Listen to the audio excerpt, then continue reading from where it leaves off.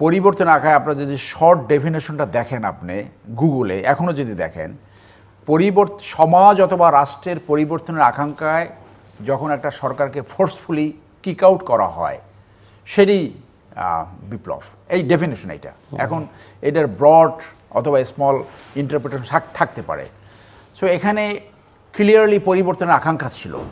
শুরু হয়েছিল আপনার কোটা আন্দোলন দিয়ে এবং পৃথিবীর যে কোনো অদ্ভুতান ছোট্ট একটা ইস্যু দিয়ে শুরু হয় আলটিমেটলি এটা। এবং আপনার এই প্রোগ্রামে 21 দিন আগে সেই আমরাই বলেছিলাম যে is the beginning of the end, এবং সেটা হয়েছে।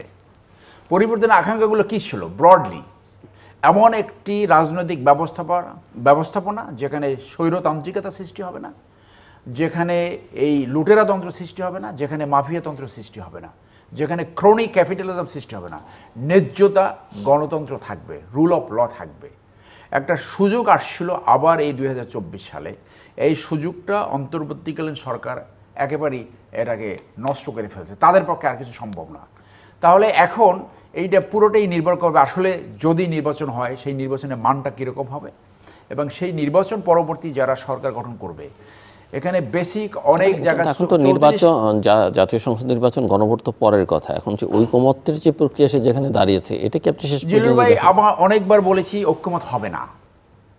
বাংলাদেশে আপনার 91 সালে 3 দলের একটা রূপরেখা হয়েছিল না, 3 জোটের, সেইখানে কি আপনার তারা এক থাকতে পেরেছে?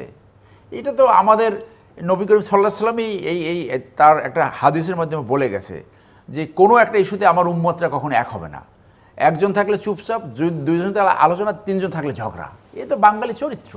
এ কোনোদিনও আপনার কাগজ আপনার হলফনামা দিয়ে এপিলেট ডিভিশনের রায় যদি নেয় তারপর এখানে এক থাকবে না। যেখানে এক থাকা উচিত ছিল শান্তিপূর্ণ সুষ্ঠু পার্টিসিপেটরি ইলেকশন, জনগণ যাকে ম্যান্ডেট দেবে সে সরকার পরিচালনা করবে। সেইখানে যে রিফর্মসগুলো দরকার ছিল, বড় ধরনের 2টা রিফর্মস এখানে আসতে পারতো, যেটা রিফর্মসের তালিকাই নাই। এখানে যারা এই রিফর্মস কমিশন অথবা যে পার্টিসিপেট করছে তারা অনেক জিনিস তাদের সম্বন্ধে মানে তাদের আইডিয়া নাই যে এই ন্যায্যতা কেন দরকার, সুশাসন কেন দরকার। এখানে অনেকে তার ব্যক্তিগত স্বার্থ দেখার জন্য যায় তার পয়েন্ট দিচ্ছে। আমি ছোট্ট 2টা ইস্যু বলি। বড় ধরনের একটা রিফর্মস হতে পারতো। পিয়ারের তো প্রশ্নই ওঠে না। বাংলাদেশে PR is not ready. PR হবে না। তাহলে কি হতে পারতো? 51% ভোট না পালে গণভোট না, দ্বিতীয়বার ভোট হবে, যেটা পৃথিবীর অনেক দেশে আছে, যে আপনি রাষ্ট্র পরিচালনা করতে হলে 51% ভোট দরকার। তাহলে 51% ভোট হতে পারতো যে ক্লোজ কম্পিটিং 2টা পার্টি পরবর্তী আবার নির্বাচন করবে। প্রথম নির্বাচনে যদি 51% ভোট কেউ না পায়, আপনার 38%, 39% ভোট নিয়ে তারা রাষ্ট্র পরিচালনা করে। সো পিয়ার হবে না। এই সাথে বলি, উচ্চ কক্ষে যে পিয়ার, আজকে পত্রিকা আসছে, উচ্চ কক্ষে যদি পিয়ার হয় তাহলে পিয়ারের প্রয়োজন নাই। উচ্চ কক্ষের কনসেপ্টটা হলো জাতীয় স্বার্থে, জনস্বার্থে যারা কাজ করে, জাতীয়ভাবে ভূমিকা রেখেছে, এই ধরনের লোককে সেইখানে আনা, যাতে তারা জনস্বার্থের বিপক্ষে যদি নিম্নকক্ষ যদি কাজ করে। যেমন আমরা মনে করেন যে এই এমপিদের জন্য ট্যাক্স ফ্রি গাড়ি, এটা জনস্বার্থের সাথে যায় না। এই ধরনের বিলকে তারা ফাইন টিউনিং করবে। মনে করেন নিম্নকক্ষ দুর্বৃত্তিত হয়, কথার কথা যে আওয়ামী লীগের যে এই যে 290 জন হয়ে গেছে কথার, এখানে এমন লোক আছে, উদাহরণ দিয়ে বলি, মনে করেন শেখ সেলিম যা চায় সেটা করতে পারেন, ভয় দেয়, সন্ত্রাসী অথবা পারিবারিক চাপ সৃষ্টি করে, এরকম অনেক উদাহরণ আছে। এদেরকে থামাবার জন্য দেশের স্বার্থে এবং জনগণের স্বার্থে উচ্চকক্ষ। ব্রিটেনে উচ্চকক্ষে কারা আসে? হাউস অফ লর্ডস, যারা জাতীয়ভাবে ভূমিকা রাখে এবং জাতীয়ভাবে কন্ট্রিবিউট করতে পারে, এই ধরনের লোক আপনার উচ্চকক্ষে আসে। তাহলে উচ্চকক্ষ কীভাবে নির্ধারিত হবে সেইটা সম্বন্ধে একটা প্রসিজারে যেতে হবে। এখানে পিয়ার হলে তখন কে কার লোক প্রোভাইড করবে? তোমাকে নিম্নকক্ষে দিতে পারিনি, তোমাকে আমি উচ্চকক্ষে দিলাম। It will not produce anything what a higher chamber need to be ডান।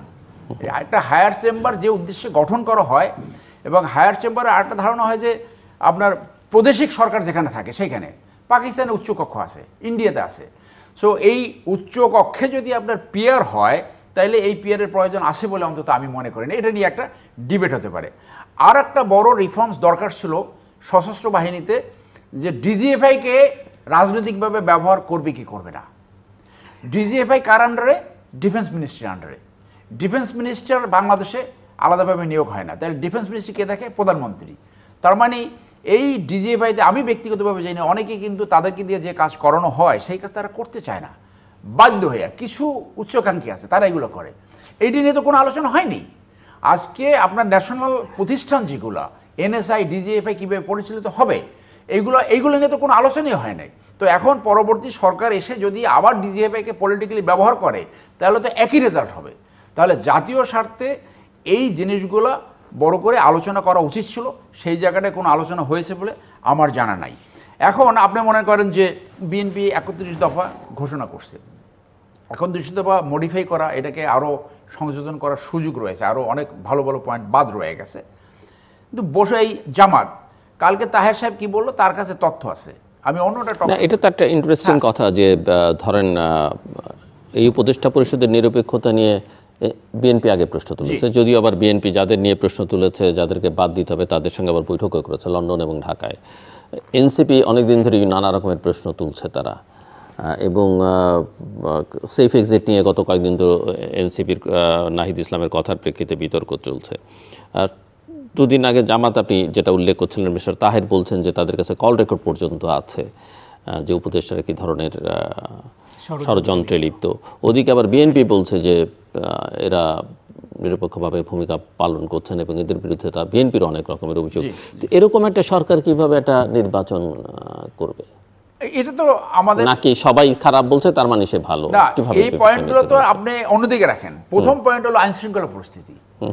যাদেরকে যে আপনি নির্বাচন করাবেন, প্রশাসন এবং পুলিশ, সেনাবাহিনী তো মাঠে আছে, তাদের উপর তো আপনার নিয়ন্ত্রণ নাই। তো ছোট্ট একটা মব নিয়ন্ত্রণ করার এবিলিটি এই সরকারের অর্জিত হয়নি। সেই নির্বাচনে যারা যেখানে পাওয়ারফুল, প্রভাবশালী, মবকে তো তারা আবার অনেক সময় এনকারেজও করে, প্রেসার গ্রুপ হিসেবে দেখেন। সেইখানে আমি বলছি, তো নির্বাচন না হওয়ার, খারাপ নির্বাচন হওয়ার সমস্ত সিমটম আমাদের সামনে।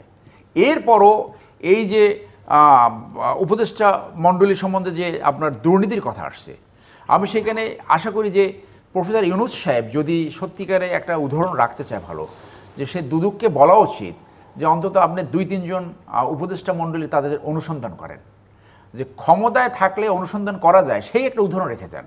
পৃথিবীর সব জায়গা দুর্নীতি দমন সংস্কারকে ভয় পায় যারা ক্ষমতাসীন।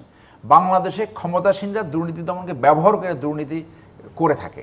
তো এই জায়গাটা একটা ব্যতিক্রম, যেহেতু আমরা শুনছি যে অনেকেই এখন দুর্নীতিতে জড়িয়ে গেছে। সেই জায়গায় ওই জামাতের কথা একটু আসি, যে জামাত প্রথমেই কী করলো, বসুন্ধরা গ্রুপের ওখানে চলে গেল, তাদের মিডিয়া হাউজে, যে বলল যে তাদের সর্বত্র তাদের পাশে আছে। তো জামাত এটা দেখে নাই যে বসুন্ধরা গ্রুপের 80% জমি জনগণের, লক্ষ কোটি টাকার সম্পত্তি তারা দখল করে রাখছে। আপনি এত বড় একটা দুর্বৃত্ত ব্যবসায়ীকে আইনের আওতায় না এনে আপনি কীভাবে সুশাসন ন্যায় বিচার আনবেন? আর আপনার কাছে যদি কোনো তথ্য দেয় তাহের সাহেব, আপনি lawfully you are under obligation to disclose it. সেখানে যদি দেশের স্বার্থবিরোধী, জনগণের স্বার্থবিরোধী কোনো তথ্য থাকে, দুর্নীতির কোনো তথ্য থাকে, না হলে আপনি ক্রিমিনালি লায়াবেল হতে পারেন। তো সবই এক।